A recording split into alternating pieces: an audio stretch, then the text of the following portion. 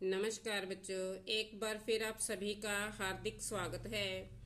आज की वीडियो में जिस टॉपिक के बारे में हम जानकारी प्राप्त करेंगे वह बहुत ही आसान है, लेकिन फिर भी बच्चे समझने में थोड़ी मुश्किल समझते हैं, मानते हैं। तो इसे हम एक उदाहरण के द्वारा समझने की कोशिश करेंगे। तो सबसे पहले हम इस पैरे को, इस गद्यांश को पढ़ते हैं। ध्यान से सुनो बच्चों। 1839 ईस्वी में स्कॉटलैंड के लुहार मैकमिलन ने साइकिल का आविष्कार किया। यह बच्चों, बूढ़ों, नौजवानों, लड़के लड़कियों सभी की पसंद रही है। उत्तम स्वास्थ्य के लिए साइकिल की सवारी सबसे अच्छी है। तो इस गद्यांश में, इस पैरे में बच्चों देखो कई नाम आए हैं, जैसे स्कॉटलैंड, लुहार, मैकमिलन, साइकिल, बच्चों, बूढ़ों, नौजवानों, लड़के लड़कियां, स्वास्थ्य, साइकिल। तो जो ये सब नाम हैं, किसके नाम हैं? ये नाम स्कॉटलैंड जगह का नाम है, लुहार व्यक्ति का, मैकमिलन व्यक्ति का नाम है, साइकिल किसी वस्तु का नाम है, बच्चों, बूढ़ों, नौजवानों, लड़के लड़कियां ये इंसानों के नाम हैं। स्वास्थ्य हमारी एक स्थिति है कि हम तंदुरुस्त हैं, कैसे हैं। तो इन सब चीज़ों के जो ये नाम हैं, इन्हें हम क्या कहते हैं? इन्हें हम कहते हैं संज्ञा। तो जो हमारा आज का टॉपिक है वह है संज्ञा, कि संज्ञा किसे कहते हैं और इसके आगे कितने भेद हैं। तो संज्ञा का जो परिभाषा है क्या है? किसी व्यक्ति, वस्तु, स्थान, भाव, स्थिति, यानी कि किसी भी व्यक्ति का नाम हो, किसी वस्तु का नाम हो, किसी स्थान का, जगह का नाम हो, किसी भाव का जो हमारे मन में विचार आते हैं, अवस्था का जो नाम है, गुण एवं अवस्था आदि के नाम को संज्ञा कहा जाता है। तो किसी भी चीज का नाम जो है वह संज्ञा है। तो आगे है संज्ञा के भेद। तो संज्ञा के हमने भेद करने हैं। पहला है व्यक्तिवाचक संज्ञा। संज्ञा के जो भेद हैं वह मुख्य रूप से 3 लिए जाते हैं। जिन संज्ञा शब्दों से किसी विशेष व्यक्ति, विशेष वस्तु, विशेष स्थान के नाम का पता चले, उन्हें व्यक्तिवाचक संज्ञा कहते हैं। देखो इस पैरे में देखो, जो स्कॉटलैंड है यह एक शहर का नाम है, एक जगह का नाम है।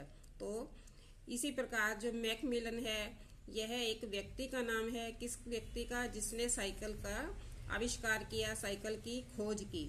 तो जो किसी खास व्यक्ति का नाम है, किसी खास जगह का नाम है, वह व्यक्तिवाचक संज्ञा है। तो जो हमारी स्कॉटलैंड शब्द है, यहाँ पर मैकमिलन शब्द है, यह व्यक्तिवाचक संज्ञा है।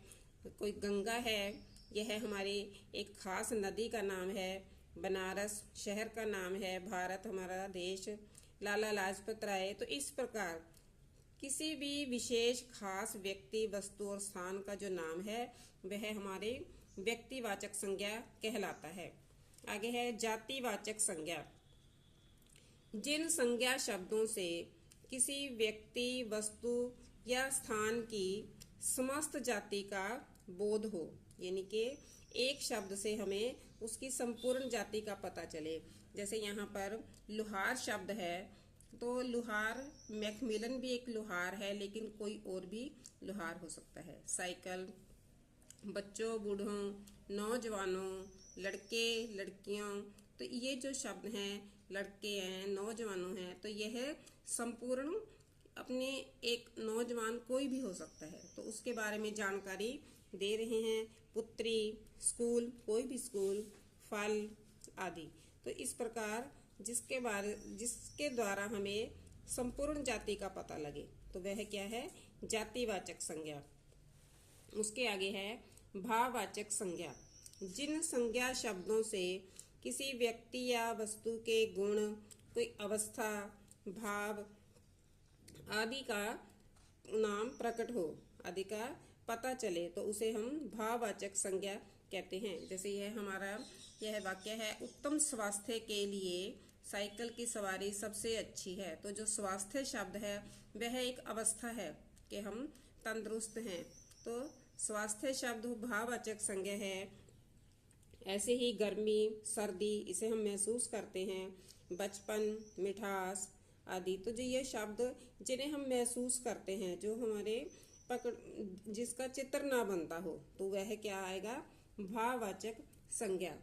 जातिवाचक संज्ञा के आगे दो भेद और भी माने जाते हैं, द्रव्यवाचक संज्ञा और समूहवाचक संज्ञा।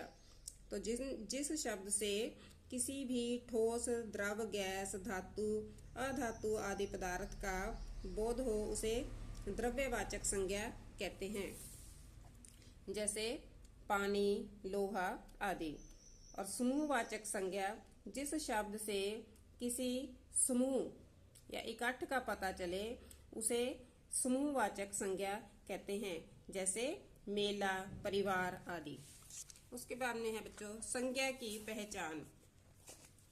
अध्यापक कक्षा में पढ़ा रही है, तो इस वाक्यों में हमने संज्ञा की पहचान को देखना है। तो जो अध्यापिका शब्द है वह संपूर्ण जाति का बोध करा रहा है, तो अध्यापिका जातिवाचक संज्ञा है। कक्षा शब्द जो है वह जातिवाचक संज्ञा है, क्योंकि कोई भी कक्षा हो सकती है, और इसे हम समूहवाचक संज्ञा में भी रखते हैं। शहर में हरियाली नहीं है, शहर शब्द जातिवाचक संज्ञा, हरियाली शब्द भाववाचक संज्ञा के हमें जो महसूस होता है। मेहनत सफलता का साधन है, मेहनत भाववाचक संज्ञा और सफलता भी हमारा भाववाचक संज्ञा। लाल किला दिल्ली में स्थित है, तो लाल किला व्यक्तिवाचक संज्ञा, एक विशेष किले के बारे में जानकारी मिलती है। दिल्ली यह भी हमारा व्यक्तिवाचक संज्ञा, क्योंकि यह एक अलग खास शहर के बारे में बताते हैं। बच्चे जलियांवाला बाग देखने गए, तो बच्चे जो शब्द है वह संपूर्ण बच्चों के बारे में जानकारी दे रहे हैं, तो बच्चे जातिवाचक संज्ञा। जलियांवाला बाग यह हमारा व्यक्तिवाचक संज्ञा है कि यह एक खास जगह के बारे में बताता है। रामू दिल्ली में रहते हुए उदास है, रामू शब्द जो है व्यक्तिवाचक संज्ञा है, एक विशेष नाम है। दिल्ली व्यक्तिवाचक संज्ञा है, लेकिन आगे जो उदास शब्द है वह क्या है, भाववाचक संज्ञा है। गीता बहुत गुस्सा करती है, गीता शब्द व्यक्तिवाचक संज्ञा है, और गुस्सा शब्द जो है वह भाववाचक संज्ञा है, क्योंकि गुस्सा शब्द से हमें उसके भाव का पता चलता है। आगे है आज रविवार है, रविवार शब्द व्यक्तिवाचक संज्ञा है, एक खास दिन का बोध कराता है। चिड़िया का बच्चा घोंसले से बाहर आकर फुदक रहा था, तो इसमें चिड़िया, बच्चा और घोंसले जो तीनों शब्द हैं वो जातिवाचक संज्ञा का पता बताते हैं। आगे लेखिका का मन उदासी से भर गया, तो लेखिका शब्द जो है वह जातिवाचक संज्ञा है। उदासी एक भाव का बोध करा रहा है, तो यह भाववाचक संज्ञा है। परिवर्तनशीलता जीवन का मूल मंत्र है, तो इन शब्दों में, इस वाक्यों में जो परिवर्तनशीलता और जीवन शब्द है यह हमें महसूस होते हैं, तो इन्हें हम भाववाचक संज्ञा के अंतर्गत रखेंगे। तो बच्चों यह हमारा संज्ञा, उसके भेद और संज्ञा की पहचान, तो यह हमने इनको हल किया है। तो आप इन्हें अच्छे से पढ़ लीजिए, ध्यान रखिए, कॉपी पे उतार लीजिए। अगर आपको वीडियो अच्छी लगे बच्चों तो लाइक, शेयर और सब्सक्राइब जरूर कीजिए, ताकि आपको आने वाली वीडियो के बारे में पता चलता रहे। धन्यवाद, खुश रहो।